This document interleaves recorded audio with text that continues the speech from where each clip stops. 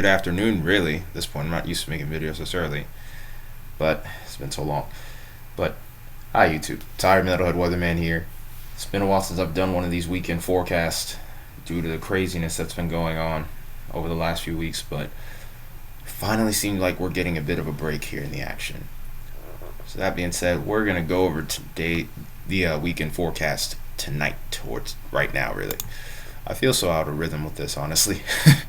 But today, we don't have too much going on here. There's a small marginal risk for severe weather, mainly looking towards damaging winds and hail. And that area is kind of shrunk a little bit. There is a small 2% area of tornadoes, but don't expect a whole lot to come out of that. There haven't been any reports that I've seen as of today. Well, actually, there was one hail report. That has since changed since I last looked at it before I got home from work. That being said, we looked at the severe weather threat throughout the course of the weekend. No severe expected. That's what we like to see. It's been a crazy few weeks. It's been an unfortunate few weeks for many. So to get a break in the action is very nice. And this break is actually going to be persisting for a bit here. That being said, we still have some issues with fire weather. Fire weather basically leads to dry conditions, low dew points, low relative humidities, and sometimes strong winds on top of all of that. That is the case across some parts of the western plain, the western extent of the Great Plains, just past the Rockies, and then over the northeast here, where that cold front is just past, those dew points have dropped significantly.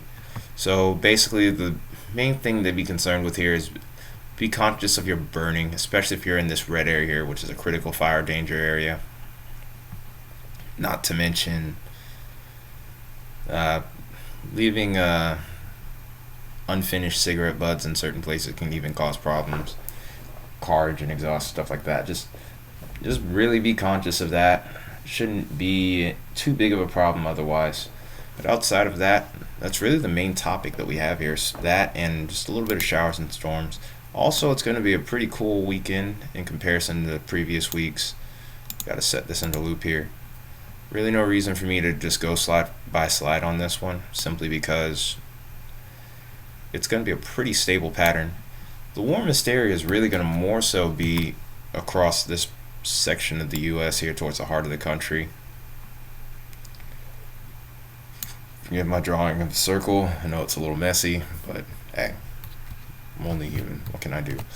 But that being said here, set this into a loop.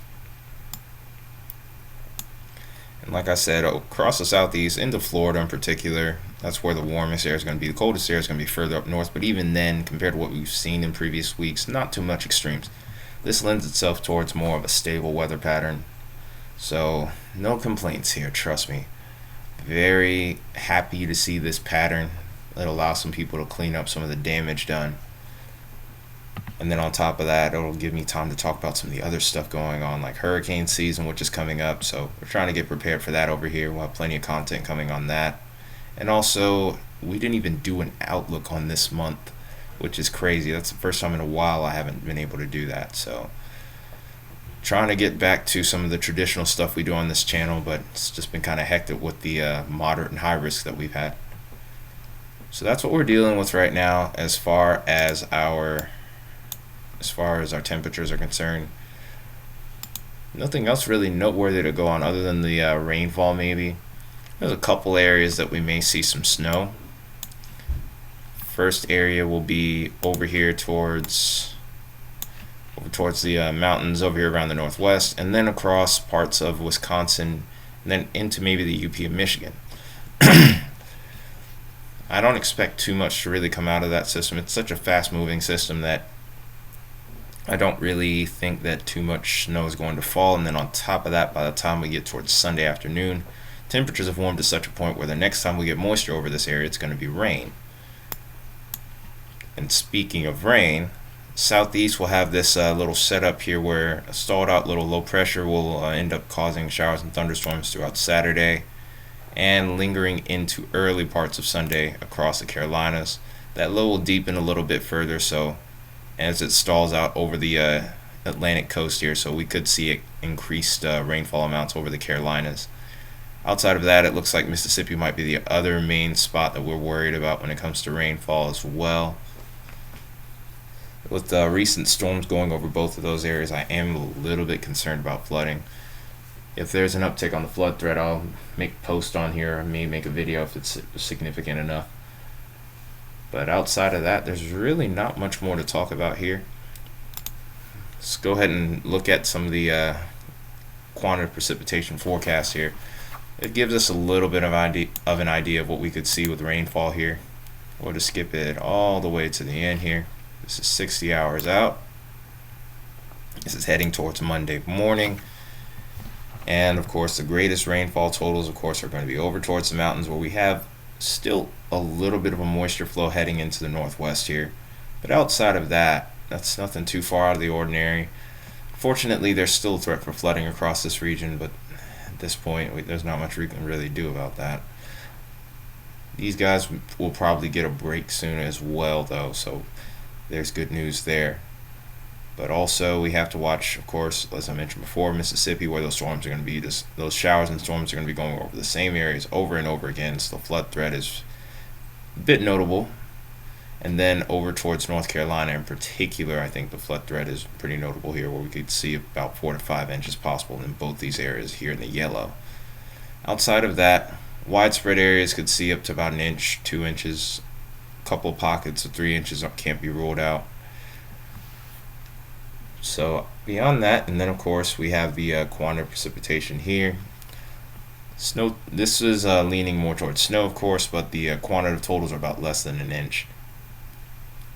And then just as quickly as it's going to come in, it's going to be out of there, and then the temperatures are going to warm. Any snow that's going to fall is not going to be hanging around long across this region. That's pretty much it here. It's a pretty laid-back video, pretty relaxed video. I like these kinds of videos.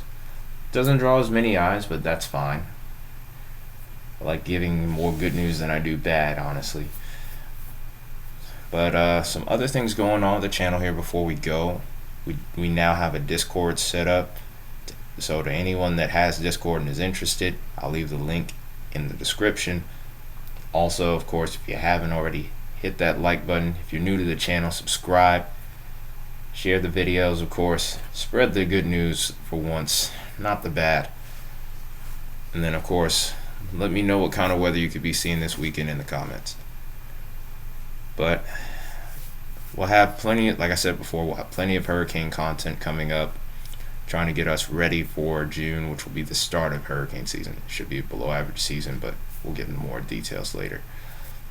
Till the next video, you guys take care. Have a good Friday, and I'll see you soon. This has been Metalhead Weatherman. You guys take care. Have a good Friday again.